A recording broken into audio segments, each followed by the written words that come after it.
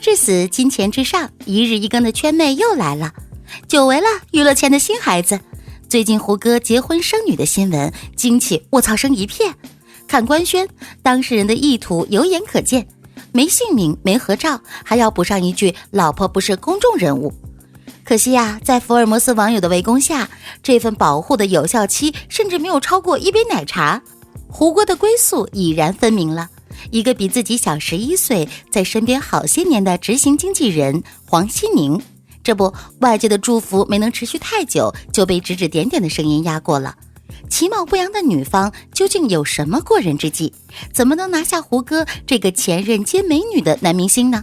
这味之冲也不知道是男明星傻还是他们拎不清了。解答之前，先让咱们把这口瓜捋清楚。胡歌的感情新动向公开之前就有了些蛛丝马迹了。如果说官宣前20分钟突然多出的话题词条，胡歌晒女儿照片还算是大瓜的常规套路，但早在上个月初就有私下八卦胡歌的女友到月子中心待产。更早一点是去年9月，已有神通广大的中国网友偶遇，只不过搁在胡歌身上嘛。狼来了的故事听过了吧？自打胡歌成为所谓仙剑留守儿童，单身界的泥石流，全民催婚的调侃都是常态，名为胡歌的绣球也在外界的猜测中被抛来抛去。传闻中的老婆远的有同公司95后妹子，近期有荧幕 CP 刘亦菲和王小晨，来来回回将近10次。胡歌工作室不是在辟谣，就是在辟谣的路上，自然谈不上相信与否，大伙儿先倦了。但事实证明，真有感情新进展，天王老子来了也憋不住。几乎在被路人偶遇的同一时期，胡歌分享了一张开心毕业的图片，感受到莫名其妙的喜悦，粉丝纷纷激情猜测，我哥10月是要进2个组，还是要播2部戏了？实际谜底，孩子的预产期2月。真路人都忍不住笑出声，估计也只有内娱狗仔和普通粉丝共情了。至于正牌嫂子的身份，想当然的成为了讨论的重点。答案揭晓之前，坊间遍地都是各种涉及白富美的猜测，从交大博士、金融小刘到夸张的2代千金，标签一步步升级加码。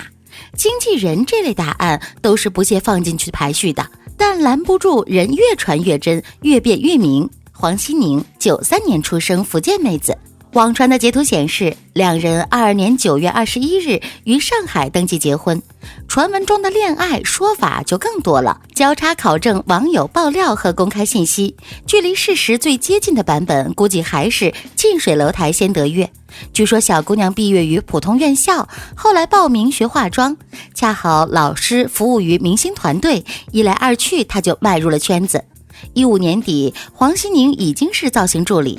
16年初，他和胡歌第一次有了公开交集，估计那段时间的合作还挺愉快吧。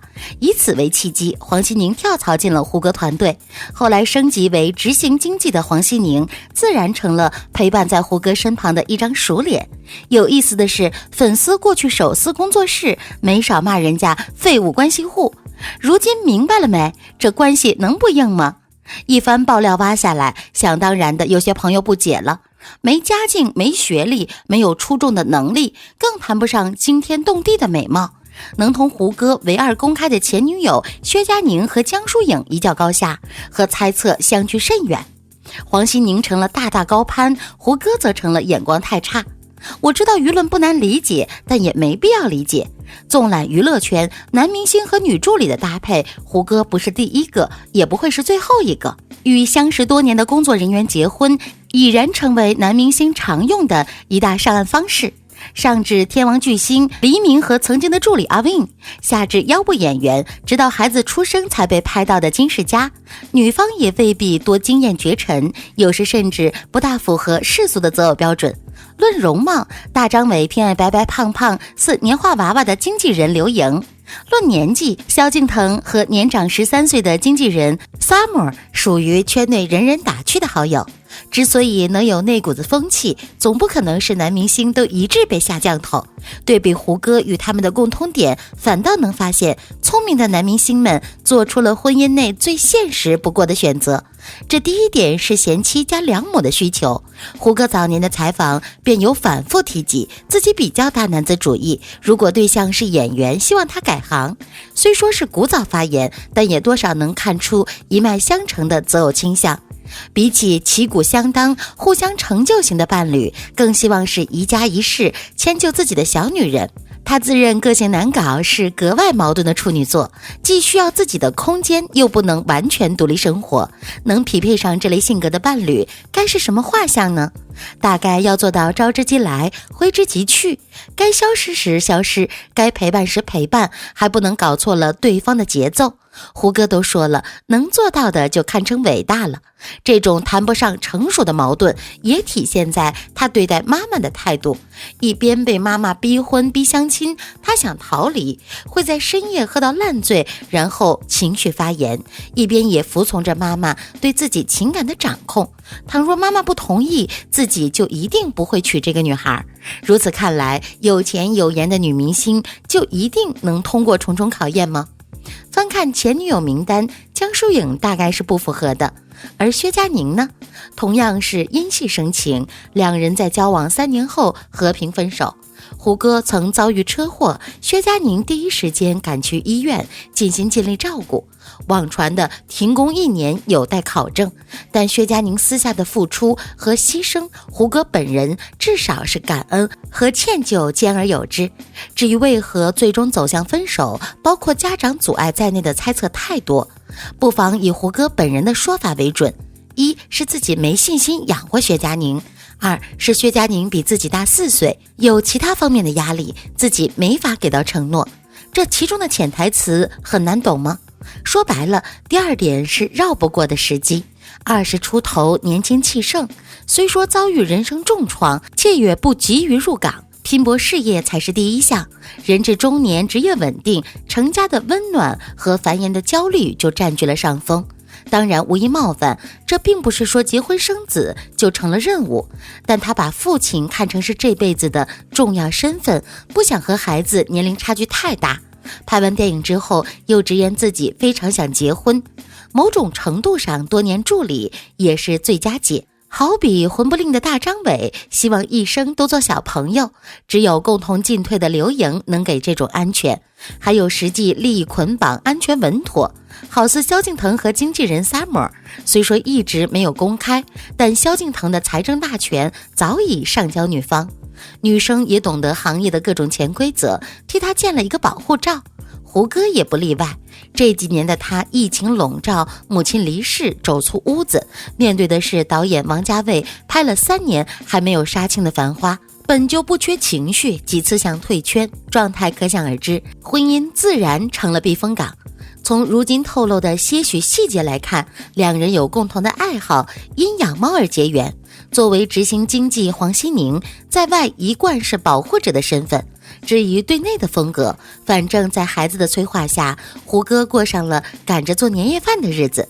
这里要注意一点，由于新闻在报道时没有科普概念，将跟在明星身边的人通称为助理，于是大家也天真的以为这些男明星娶的就是照顾自己生活起居的人，俗称大保姆。我们就来逐一看看吧。胡歌，先说刚刚官宣结婚的胡歌，黄熙宁的身份被扒后，媒体也顺藤摸瓜，找到当年粉丝攻击黄熙宁的留言帖，指责他给胡歌所做的造型和所出席活动的场合不相符，由此推断黄熙宁干的应该是形象设计的工作。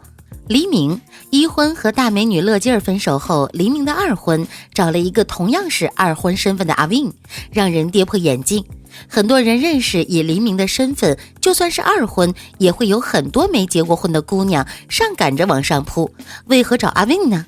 因为人家不是一般人，在没进入黎明团队之前，他是李治廷的经纪人，被扶正天王嫂后，火速成为东亚唱片公司有实权的老板娘。试问只会照顾饮食起居的人，哪能有这般本事？古巨基52岁还拼命为古巨基生下一娃，陈韵晴的深情被大家称赞。1993年就陪伴在古巨基身边，2014年两人结成夫妻。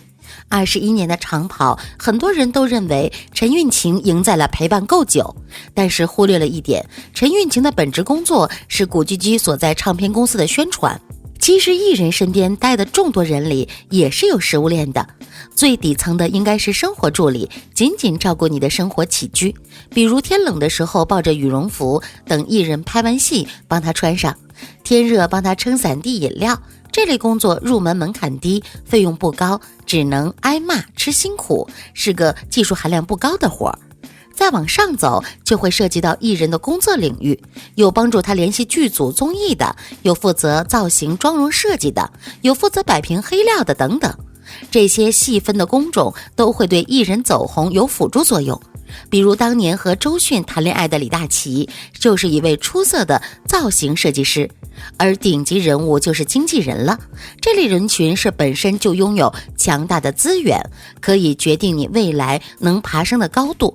比如金牌像霍汶希、杨天真这类人，可以说有点睛之力。艺人的走红也都是靠对方提携才能办到。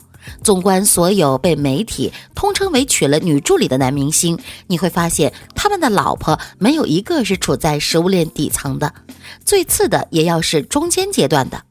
而如黎明这般身份，自然娶的是食物链顶端的阿 Win。所以那些抱着当个助理就能麻雀变凤凰的人，真的需要醒一醒。男明星就算真的有向下的兼容性，也不会找个大保姆来陪伴自己的终身，而是要找对自己的事业有助力的人。不然你以为为何张丹峰这么久还能和碧莹牵扯在一起，只是因为对方比洪鑫年轻有活力？实际对比是干经纪人的，自己资源掌握在人家手里，哪这么可能说分就分？但是除却当生活助理，其他的工作听业内人士讲，门槛还是挺高的。可想见成为男明星的老婆可不是件容易的事儿。对此你怎么看？好了，今天的视频就到这里了，欢迎在评论区留言讨论，请多多订阅和关注，我会持续为您带来更多精彩内容。